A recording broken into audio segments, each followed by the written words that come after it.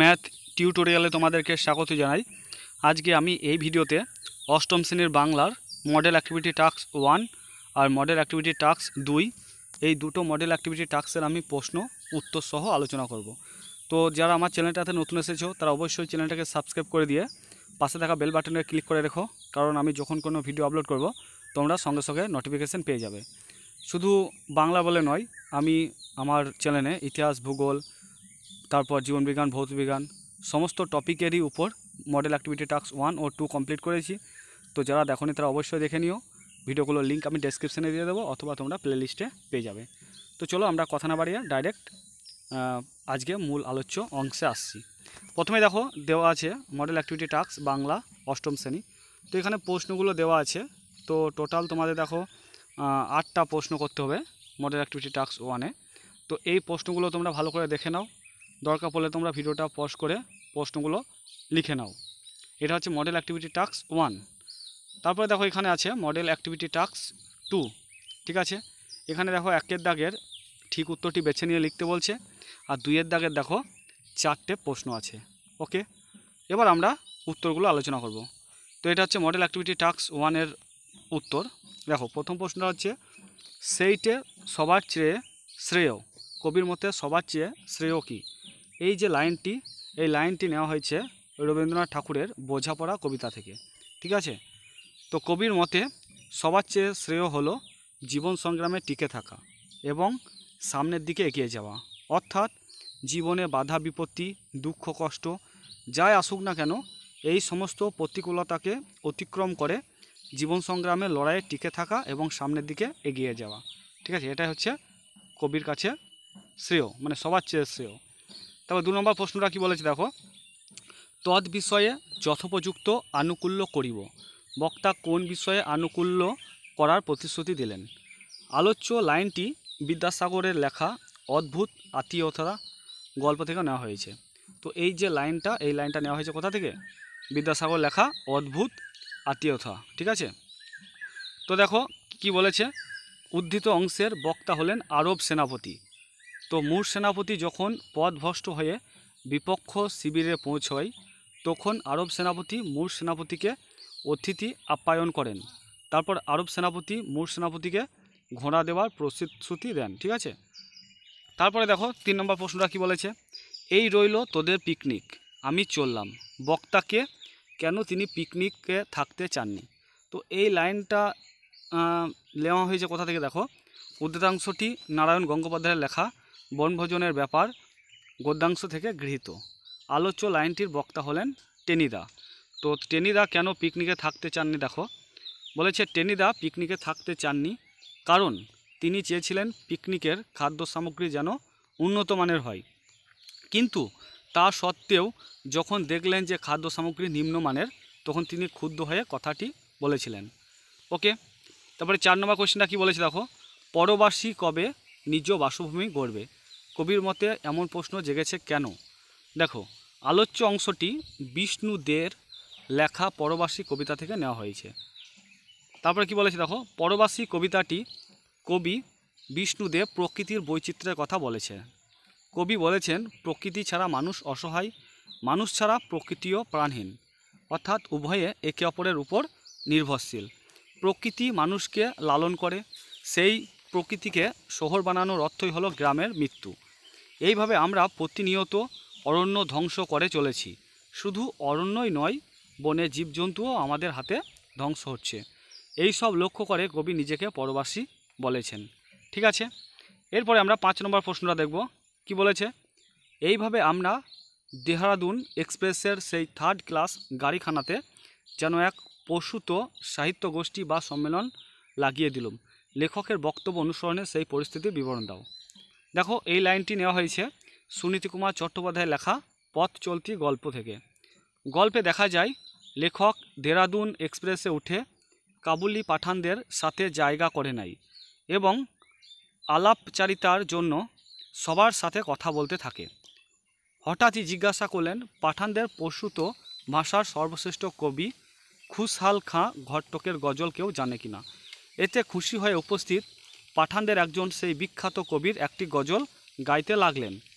এরপর উৎসাহ দিয়ে লেখক পুনরায় জিজ্ঞাসা করলেন, আদম খান ও দূর খানের মহবুতের কিচ্ছা কেউ জানে কি না। তখন অন্য এক পাঠান উৎসাহ সহকারে আবার গান শুরু করে।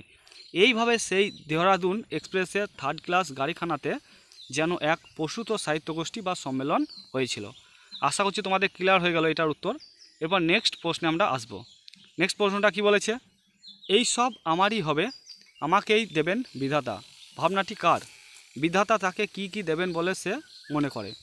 উদ্ধৃতাংশটি তারাপদ রায়ের কবিতা একটি চড়ুই পাখি থেকে নেওয়া হয়েছে। এই যে লাইনটা আছে দেখো, এই সব আমারই হবে, আমাকেই দেবেন বিধাতা, এই লাইনটা নেওয়া হয়েছে তারাপদ রায়ের কবিতা একটি চড়ুই পাখি। দেখো এই অংশটি মানে যে কথাগুলো বলেছে এই ভাবনাটা কার না, এই ভাবনাটা হচ্ছে দেখো চড়ুই পাখির। ওকে, বিধাতা তাকে কী কী দেবেন বলে সে মনে করে না, দেখো একটি চড়ুই পাখি কবিতায় আমরা দেখতে পাই যে একটি নির্জন ঘরে কবির বাস, মানে নির্জন ঘরে কবি বাস করেন। পাখিটি মনে করে বিধাতার কৃপায় কবির অনুপস্থিতিতে এই কক্ষের টেবিলে রাখা ফুলদানি, বই খাতা আর যাবতীয় সামগ্রী তার হয়ে যাবে। ঠিক আছে, তারপর 7 নম্বর প্রশ্নটা কি বলেছে যে দল বিশ্লেষণ করে মুক্ত দল ও রুদ্ধ দল চিহ্নিত করো। সম্ভাষণ মানে সম্ভাষণ শব্দটার তোমাদের দল বিশ্লেষণ করতে হবে। তো সম্ভাষণকে যদি আমরা দল বিশ্লেষণ করি তাহলে হবে দেখো সম্ভাষণ। এখানে দেখো 3টে দল হচ্ছে, 3টে দল। সমটা হচ্ছে রুদ্ধ দল, ভাটা হচ্ছে মুক্ত দল, আর শোনটা হচ্ছে রুদ্ধ দল। ক্লিয়ার? তারপর দেখো 8 নম্বরটা বলেছে উঠন্তিমূল পত্তনেই চেনা যায়। প্রবাদটি ব্যবহার করে একটি বাক্য রচনা করো। তো উঠন্তিমূল পত্তনেই চেনা যায়, এই কথাটার অর্থ হচ্ছে ভবিষ্যতের আভাস শুরুতেই বোঝা যায় না। এইটা নিয়ে একটা বাক্য রচনা কী হবে দেখো, আমি লিখেছি রাম বড় হয়ে মানুষের মতন মানুষ হবে, উঠন্তিমূল পত্তনেই চেনা যায়। ঠিক আছে, মানে ভবিষ্যতে যে বড় মাপের মানুষ হবে সেটা ছোট থেকে আভাস পাওয়া যাচ্ছে। তাই আমি বলেছি যে রাম বড় হয়ে মানুষের মতন মানুষ হবে, উঠন্তিমূল পত্তনেই চেনা যায়। ওকে, তো আমাদের মডেল অ্যাক্টিভিটি টাস্ক 1টা কমপ্লিট হয়ে গেল। এরপর আমরা মডেল অ্যাক্টিভিটি টাস্ক 2টা করব। দেখো 2 এর 1-এর দাগে বলেছে যে সঠিক উত্তরটি বেছে নিয়ে লেখো। তো 1.1 বলেছে দেখো সেলুকাস ছিলেন গ্রিক সেনাপতি না গ্রিক সম্রাট না মুর সেনাপতি না আরব সেনাপতি। না সঠিক উত্তর হচ্ছে গ্রিক সেনাপতি। তো তোমরা উত্তরগুলো যখন খাতায় লিখবে তখন লিখবে 1-এর 1.1 দিয়ে লিখবে সেলুকাস ছিলেন গ্রিক সেনাপতি, দিয়ে গ্রিক সেনাপতির নিচে দাগ দিয়ে দেবে, বাকিগুলো তোমাদের লেখার দরকার নেই। তারপর 1.2টা কি বলেছে দেখো তোতায়ের চায় একটি সবুজ টিয়া না সবুজ চারা গাছ না সবুজ জামা না চশমা। না তোতায়ের একটি সবুজ জামা চাই। তো উত্তরটা কীভাবে লিখবে, লিখবে তোতায়ের চায় একটি সবুজ জামা।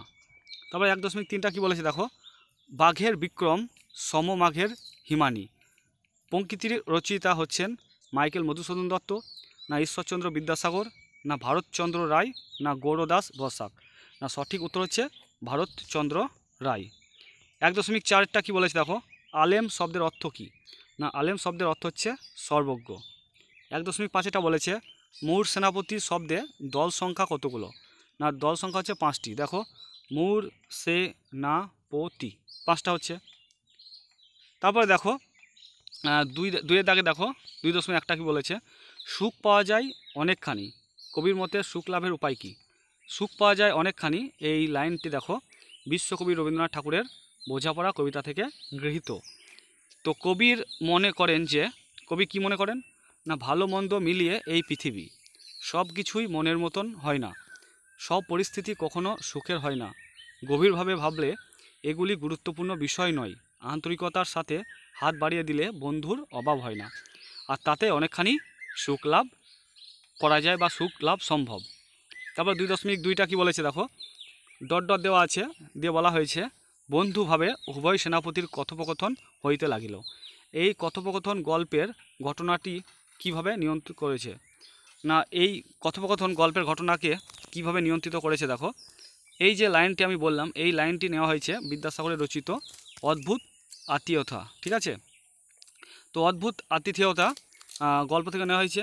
গল্পে দেখা যায় যখন মুর সেনাপতি আরব সেনাপতিদের ভয়ে দিগ্ভ্রষ্ট বা পথভ্রষ্ট হয়ে বিপক্ষ শিবিরে অর্থাৎ আরব সেনাদের শিবিরে উপস্থিত হয় তখন আরব সেনাপতি মুর সেনাপতিকে আপ্যায়ন করে আশ্রয় দেন। এরপর বিপক্ষ দুই সেনাপতি বন্ধুভাবে নিজেদের আলাপচারিতার মগ্ন হন। সেই আলাপচারিতায় সময় উভয় সেনাপতি নিজের নিজের পূর্বপুরুষের সাহস, বীরত্ব, সংগ্রামশীল মনোভাব ইত্যাদির কথা আলোচনা করেছিলেন। এইভাবে কথোপকথনকালে আরব সেনাপতি বুঝতে পারেন মুর সেনাপতি তার পিতার হত্যাকারী, তার সবথেকে বড় শত্রু, এবং আরব সেনাপতি তখন মুর সেনাপতিকে দ্রুত তাদের শিবির থেকে চলে যাওয়ার নির্দেশ দেন। এইভাবেই সেই কথোপকথন গল্পের ঘটনাকে নিয়ন্ত্রিত করেছিল। তারপরে দেখো 2.3-এরটা কী বলেছে, মহাভারতের কোন চরিত্রটি কেন অপুর সব থেকে ভালো লাগে। দেখো, বিভূতিভূষণ বন্দ্যোপাধ্যায়ের পথের পাঁচালী উপন্যাসে উল্লেখিত কর্ণ চরিত্র, মানে মহাভারতের কর্ণ চরিত্র অপুর সব থেকে বেশি ভালো লাগে। অপুর মধ্যে কল্পনা, আবেগ, বিষণ্ণ ইত্যাদি ভাবগুলি বিশেষভাবে বিদ্যমান। মায়ের মুখে মহাভারতের গল্প শুনে কর্ণের জন্য তার শিশুমন দুঃখে ভরে উঠত। জন্ম থেকে কর্ণ বঞ্চিত ও অবহেলিত। কুন্তীর পুত্র হয়েও সে পরিচয়হীন, মানে কর্ণ কুন্তীর পুত্র ছিল, তবু সে পরিচয়হীন এবং পাণ্ডবদের শত্রু ছিল। মহাবীর হয়েও ভাগ্য বিপর্যয়ে সে অসহায়। যুদ্ধকালীন পরিস্থিতিতে তার রথের চাকা গ্রথিত হয় মৃত্তিকায়। পরের জন্য চোখের জল পড়ার আনন্দ সে অনুভব করেছে, এই জন্য কর্ণ তার প্রিয়।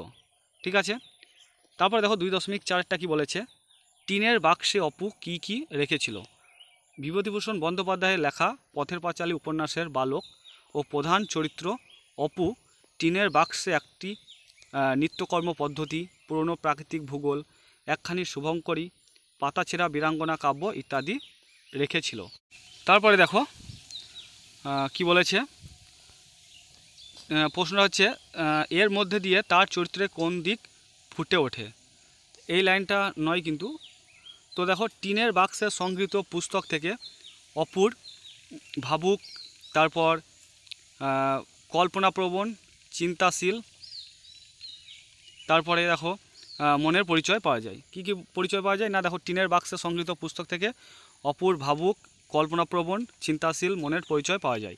মহাভারতের কর্ণ চরিত্রের প্রতি তার দুর্বলতা থেকেও আবেগপ্রবণ মনের কথা জানা যায়।